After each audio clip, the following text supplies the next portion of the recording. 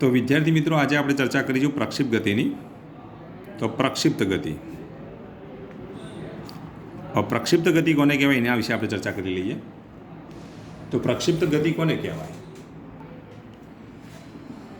તો નિયમિત સમક્ષિતિજ વેગ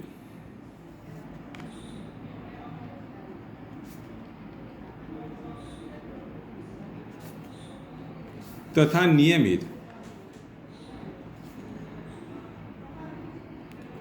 ઉર્ધ્વ પ્રવેગથી થતી ગતિને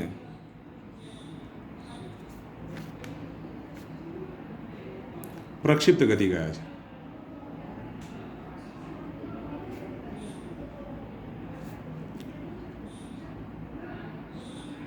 તો નિયમિત સમક્ષિતિજ વેગ અને નિયમિત ઉર્ધ્વ પ્રવેગથી થતી ગતિને આપણે શું કહીશું?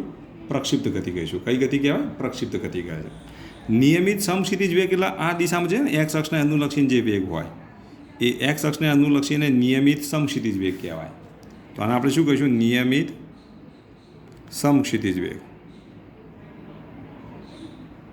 તો અને નિયમિત ઉર્ધ્વ પ્રવેગ એટલે ઉપરની દિશાનો પ્રવેગ કેવો હોય? તો નિયમિત ઉર્ધ્વ પ્રવેગ હોય. તો નિયમિત ઉર્ધ્વ પ્રવેગ.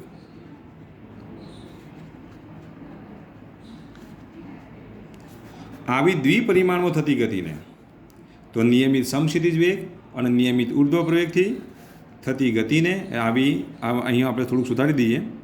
નિયમિત સમક્ષિતિજ વેગ અને તથા નિયમિત ઉર્ધ્વ પ્રવેગથી થતી દ્વિપરિમાણમાં થતી ગતિને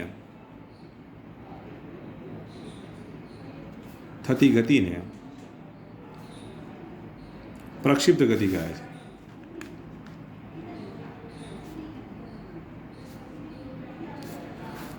તો આવી દ્વિપરિમાણમાં થતી ગતિને આપણે શું કહીશું? તો પ્રક્ષિપ્ત ગતિ કહીશું. તો આવી જો ગતિ થતી હોય ને તો આવી ગતિને પ્રક્ષિપ્ત ગતિ કહેવાય.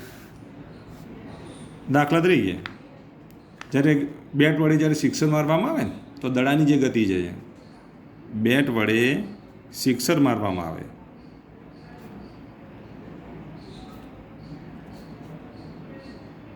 ત્યારે દડાની જે ગતિ જે છે એ પ્રક્ષિપ્ત ગતિ કહેવાય.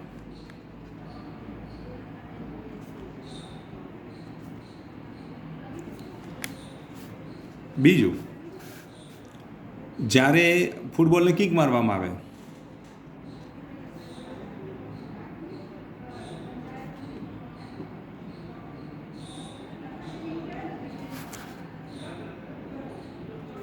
ત્યારે હવામાં ગતિ કરતો ફૂટબોલ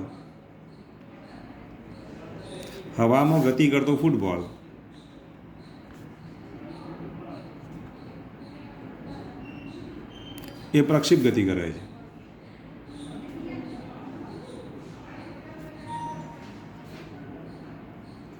તો ફૂટબોલને જ્યારે કિક મારવામાં આવે ત્યારે હવામાં ગતિ કરતો ફૂટબોલ એ પ્રક્ષિપ્ત ગતિ કરે છે તેમ કહેવાય. બેટ વડે જ્યારે સિક્સર મારવામાં આવે ત્યારે બોલની જે ગતિ જે છે ગતિને કેવી ગતિ કહેવાય? તો પ્રક્ષિપ્ત ગતિ કહેવાય. પ્રક્ષિપ્ત ગતિમાં કેવી હોય? તો આમ નિયમિત સમક્ષિતિજ વેગ હોય અને નિયમિત ઉર્ધ્વ પ્રવેગ હોય. આવી દ્વિપરિમાણમાં થતી ગતિ જે છે આવી ગતિને આપણે શું કહીશું? પ્રક્ષિપ્ત ગતિ કહીશું. અને આ ગતિપથ કેવો હોય? તો પરવલય આકારનો હોય. પ્રક્ષિપ્ત ગતિ કરતા પદાર્થનો ગતિપથ, બીજું યાદ રાખો, પ્રક્ષિપ્ત ગતિ કરતા પદાર્થનો ગતિપથ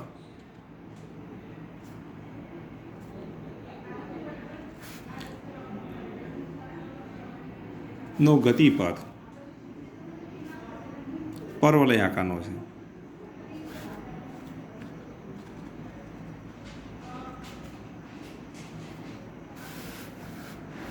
તો પ્રક્ષિપ્ત ગતિ કરતા પદાર્થનો જે ગતિપથ જે છે ગતિપથ કેવો છે? તો પરવલય આકારનો છે.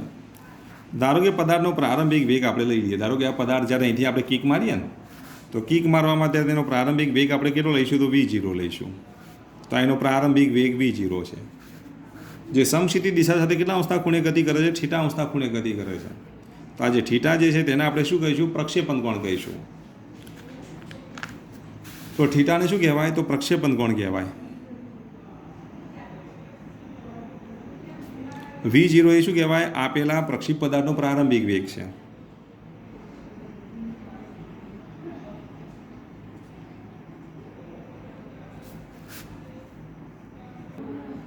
તો એનો ગતિપથ કેવો છે?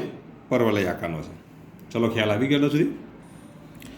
હવે દાખલા તરીકે એનો પ્રક્ષેપ પદાર્થનો પ્રારંભિક વેગ કેટલો તો V0 લેવાનો, પ્રક્ષેપણ કોણ કેટલો છે તો થીટા છે, થીટા અંશના ખૂણે જ્યારે બોલને ફેંકવામાં આવે ત્યારે એનો ગતિપથ કેવો મળશે તો પરવલયાકાર મળશે, નિયમિત ઉર્ધ્વ પ્રવેગ હોય, નિયમિત સમક્ષિતિજ વેગ હોય, નિયમિત ઉર્ધ્વ પ્રવેગ એટલે ગુરુત્વ પ્રવેગ, નિયમિત ઉર્ધ્વ પ્રવેગ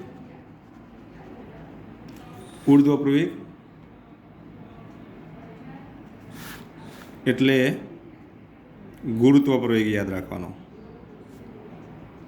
અને નિયમિત સમક્ષિતિજ વેગ હોય છે.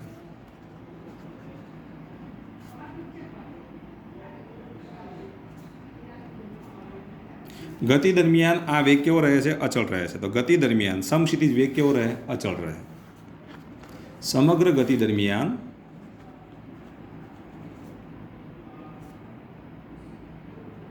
સમક્ષિતિજ વેગ અચળ રહે છે.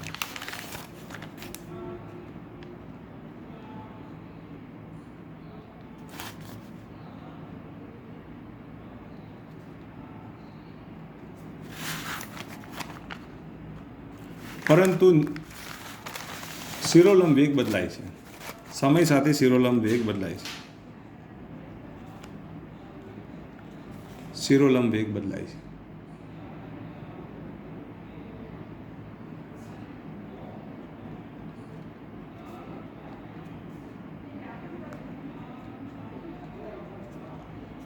તો સમગ્ર ગતિ દરમિયાન સમક્ષિતિજ વેગ અચળ રહે છે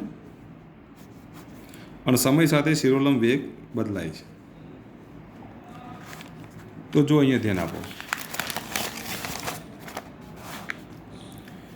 ધારો કે પ્રક્ષેપ પદાર્થ અહીંથી આપણે કિક મારીએ ને તો અહીંયા જો V0 જેટલા વેગથી જો ગતિ કરવામાં આવે ને તો થીટા અંશનો જો ખૂણો બને ને તો આ V0ના બે ઘટકો વિચારી શકાય.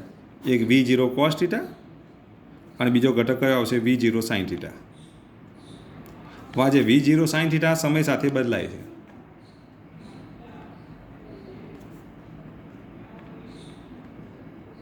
પરંતુ V0 cos θ એ સમય સાથે બદલાતો નથી, આ અચળ રહે છે. સમય સાથે અચળ રહે છે.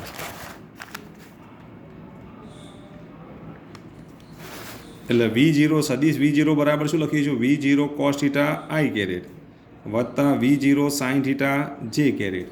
એટલે આને કહેવાય V0x. આ x ઘટક એટલે V0 cos θ. આને કહેવાય V0y એટલે કે V0 sin θ. ચલો ખ્યાલ આવી ગયો. તો આને આપણે V0x એટલે V0 cos θ કહીશું, V0y એટલે અહીંયા V0 sin θ. ચલો ખ્યાલ આવી ગયો. આમ આ વેગના આ બંને કયા ઘટકો કહેવાય તો x ઘટક અને આ વેગનો y ઘટક. આ પ્રારંભિક વેગ છે. આ કાયમના માટે કેવો રહેશે અચળ રહેશે. આ કાયમના માટે કેવો રહેશે અચળ રહેશે. તો હવે આપણે પ્રક્ષેપ પદાર્થ માટેના ઘટકોની વાત કરીએ તો કે t સમયે પ્રક્ષેપ પદાર્થ માટે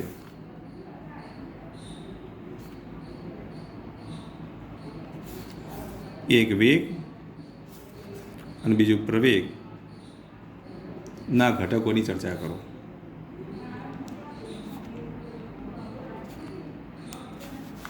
તો આ પ્રશ્ન સમજી લો. ટી સમયે પ્રક્ષેપ પદાર્થ માટે વેગ તથા પ્રવેગના ઘટકોની ચર્ચા કરો. ધારો કે આ પ્રક્ષેપ પદાર્થ છે, આ પ્રક્ષેપ પદાર્થ છે, એના આમ આપણે ઉર્ધ્વ દિશામાં ફેંકીએ છીએ તો આ કેવી ગતિ કરે છે પ્રક્ષેપ ગતિ કરે છે. કારણ કે ટી સમયે પ્રક્ષેપ પદાર્થ અહીંયા આવે તો આ સ્થાને એનો વેગ કેટલો છે એ વેગ શોધવાનો છે, આ સ્થાને એનું સ્થાનાંતર શોધવાનું છે. વેગ તથા સ્થાનાંતરો મારી ભૂલ થાય છે અહીંયા. સ્થાનાંતરના ઘટકોની ચર્ચા કરો. તો જ્યારે પદાર્થ અહીંયા પહોંચે ત્યારે તેના વેગ અને સ્થાનાંતરના ઘટકોની આપણે ચર્ચા કરવાની છે. તો જો પ્રક્ષેપ પદાર્થની વાત કરીએ તો એનો પ્રારંભિક વેગ આપણે કેટલો લઈએ તો V0 લઈએ. પ્રક્ષેપણ કોણ કેટલો લઈએ તો થીટા લઈએ. થીટા એ લખાય, થીટા 0 એ લખાય, તમારે જે લખવું એ લખી શકો. તો ધારો કે પ્રક્ષેપ પદાર્થનો પ્રારંભિક વેગ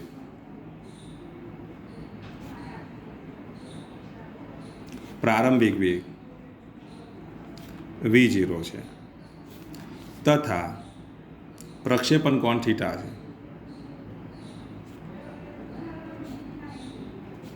તો V0ના બે ઘટકો મળે, વિચારી શકાય. એક V0x અને V0x બરાબર આગળ આપણે સમજાવી દઉં શું લખાય બોલો V0 cos θ અને બીજો ઘટક કયો આવશે V0y. V0y બરાબર શું લખીએ છું V0 sin θ. તો V0ના આપણે બે ઘટકો વિચારી શકીએ, એક V0x બરાબર V0 cos θ અને બીજો V0y બરાબર શું લખીશું V0 sin θ. હવે જો પ્રવેગના ઘટકોની વાત કરીએ તો પ્રવેગના એના બે ઘટકો વિચારી શકાય. એક AX, તો ઉર્ધ્વ પ્રવેગ જ કીધું ને, તો AXની કિંમત 0, કારણ કે હંમેશા શિરોલંબ દિશામાં જ પ્રવેગ હોય એટલે એનો x ઘટક શૂન્ય થાય. અને બીજો આપણને શું મળશે AY બરાબર શું લખીશું -g. ઉર્ધ્વ દિશા માટે AYની કિંમત કેટલી લેવાની -g. આમ તમે પ્રવેગના બે ઘટકો વિચારી શકો. હવે આ V0 cos θ તો શું રહેશે, અચળ રહેશે અને આ સમય સાથે બદલાય છે. હવે આપણે t સમયે વેગના સ્થાનાંતરના ઘટકો વિચારવાના છે. તો હવે આપણે t સમયની વાત કરીએ. હવે t સમયે જો વેગનો ઘટક લઈએ તો વેગનો x ઘટક લઈએ તો Vx બરાબર V0 વત્તા AT પ્રમાણે, V બરાબર V0 AT પ્રમાણે t સમયે વેગના ઘટકો લઈએ તો V બરાબર V0 AT પ્રમાણે જો લખીએ તો Vx બરાબર શું લખીશું V0x વત્તા AXT. V0xની જગ્યાએ શું લખીશું V0 cos θ. V0 cos θ વત્તા AXની કિંમત કેટલી 0 × t, તો Vxની કિંમત કેટલી મળશે V0 cos θ મળે. આ Vxની કિંમત થઈ. હવે વેગનો આપણે y ઘટક લઈએ તો વેગનો y ઘટક જો લખીએ તો Vy બરાબર શું લખશો બોલો V0y વત્તા AYT. આ પ્રમાણે જો લખીએ તો Vની જગ્યાએ હું Vy લખું તો V0ની જગ્યાએ V0y લખાય કે નહીં, Aની જગ્યાએ AY લખાય કે નહીં, તો AY × t. અહીંયા Vની જગ્યાએ Vx લખું તો V0ની જગ્યાએ શું લખીશું V0x, Aની જગ્યાએ શું લખીશું AX × t. તો Vy બરાબર V0y વત્તા AYT. તો પછી t સમય y ઘટક કેટલો મળશે Vy બરાબર V0yની કિંમત કેટલી છે જુઓ તો V0yની કિંમત V0 sin θ. અહીંયા V0xની કિંમત જે રીતે V0 cos θ છે એમ Vyની કિંમત કેટલી છે V0yની કિંમત કેટલી તો V0 sin θ. AYની કિંમત કેટલી તો -g × t. તો આમ Vy બરાબર શું મળશે બોલો V0 sin θ -gt. આ Vy મળ્યો, આ આપણને શું મળ્યું Vx મળ્યો. તો Vxની કિંમત V0 cos θ અને Vyની કિંમત કેટલી તો V0 sin θ -gt. ચલો ખ્યાલ આવી ગયો એટલા સુધી. આમ આપણને Vx ને Vyની કિંમત મળી ગઈ. તો આમ વેગના ઘટકો લખવાના છે તો વેગના ઘટકો આપણને આ રીતે મળે. પરિણામી વેગ જો શોધવાનો હોય તો t સમયે પરિણામી વેગ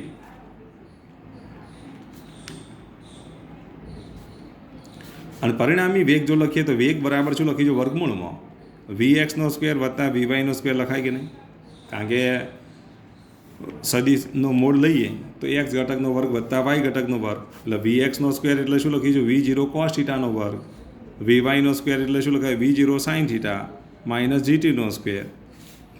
તો આના બરાબર જો લખીએ તો વર્ગમૂળમાં V0² cos² θ વત્તા V0² sin² θ -2 V0 sin θ × gt વત્તા g² t².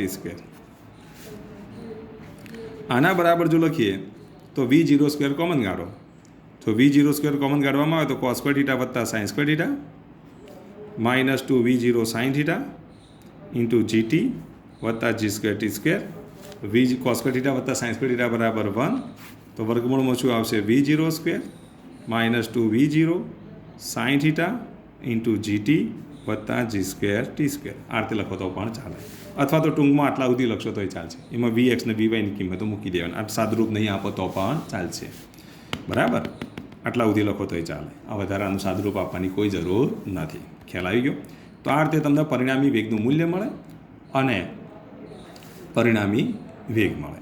જો દિશા શોધવાની કીધી હોય t સમયે પરિણામી વેગની જો દિશાની વાત કરીએ તો tan θ બરાબર વેગનો y ઘટક ભાગ્યા x ઘટક.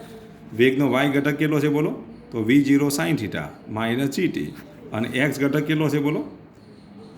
આ દિશા માટે અહીંયા આપણે નવો ખૂણો લેવો પડશે ને એટલે હું આલ્ફા લઈ લઉં છું. તો tan આલ્ફા બરાબર Vy/Vx, તો V0 sin θ -gt અને છેદમાં શું લખીશું V0 cos θ. તો આમ tan આલ્ફા બરાબર V0 sine theta minus GT upon શું આવશે બોલો V0 કોસ થીટા. આમાંથી આપણે આલ્ફાને કરતા બનાવીએ તો આલ્ફા બરાબર શું મળશે tan inverse V0 sine theta minus GT upon શું લખીશું V0 કોસ થીટા. આ રીતે આપણે ખૂણો એટલે કે એની દિશા મેળવી શકીએ. તો ટી સમયે વેગનો ખૂણો જો લઈએ તો ટી સમયે વેગનો ખૂણો કેટલો મળશે આલ્ફા બરાબર tan inverse V0 sine theta minus GT upon V0 cos theta મળે. ચલો ખ્યાલ આવી ગયેલો સુધી. તો આ સૂત્રની મદદથી તમે ટી સમયે વેગનો ખૂણો કેટલો હશે એ તમે શોધી શકો. એક્સ અક્ષ સાથેનો ખૂણો કેટલો હશે સમસીધી દિશા સાથે કેટલો ખૂણો બનાવે એ આ સૂત્રની મદદથી શોધી શકો. ખ્યાલ આવી ગયો. તો આ રીતે દિશા નક્કી થાય. કદાચ ટૂંકમાં તમે આટલા સુધી લખો તો પણ ચાલે, આ વધારે ના લખો તો પણ ચાલશે. આ રીતે વેગની દિશા નક્કી થાય, આ વેગનું મૂલ્ય નક્કી થાય. હવે આપણે સ્થાનાંતરની વાત કરીએ તો ટી સમયે સ્થાનાંતર. હવે સ્થાનાંતરનું સૂત્ર તમને ખબર છે કે ડી બરાબર શું લખાય V0t વત્તા 1/2 AT² લખાય કે નહીં? ડી બરાબર V0t વત્તા 1/2 AT² લખાય. તો આનો એક્સ ઘટક લખું તો એક્સ બરાબર શું લખીશું V0x ઇન્ટુ ટી વત્તા 1/2 AXT² લખાય. V0xની કિંમત ખબર છે. V0xની કિંમત કેટલી તો V0 કોસ થીટા. બરાબર, આગળ આપણે ભણી ચૂક્યા કે V0xની કિંમત કેટલી તો V0 cos theta into T વત્તા 1/2 AXની કિંમત 0 ઇન્ટુ T². તો આ તો 0 થઈ જશે. તો એક્સની કિંમત કેટલી મળશે બોલો તો એક્સ બરાબર આપણને શું મળશે V0 cos theta into T મળે. ચલો આ એક્સની કિંમત આપણને મળી ગઈ. હવે રીતે વાય ઘટક શોધવો છે. તો વાય ઘટક શોધવા માટે તમે શું લખશો બોલો તો તમને ખબર છે કે ડી બરાબર V0t વત્તા 1/2 AT². ડીની જગ્યાએ હું વાય લખી દઉં તો અહીંયા શું લખીશું V0 y ઇન્ટુ ટી વત્તા 1/2 AY ઇન્ટુ T². તો V0 વાયની જગ્યાએ શું લખાય V0 sine theta into T વત્તા 1/2 AYની જગ્યાએ કેટલા તો માઇનસ G ઇન્ટુ T². તો વેગનો સ્થાનાંતરનો વાય ઘટક કેટલો મળે તો V0 sine theta into T minus 1/2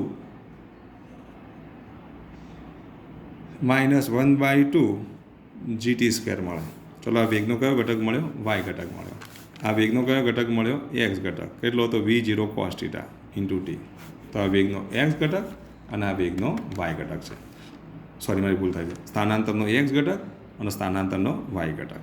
તો આ સ્થાનાંતરનો આપણે વાય ઘટક કહીશું, સ્થાનાંતરનો એક્સ ઘટક. પેલા જે ઘટકો લખ્યા વેગના ઘટકો લખ્યા, આ જે ઘટકો લખ્યા આપણે શેના લખ્યા સ્થાનાંતરના ઘટકો લખ્યા.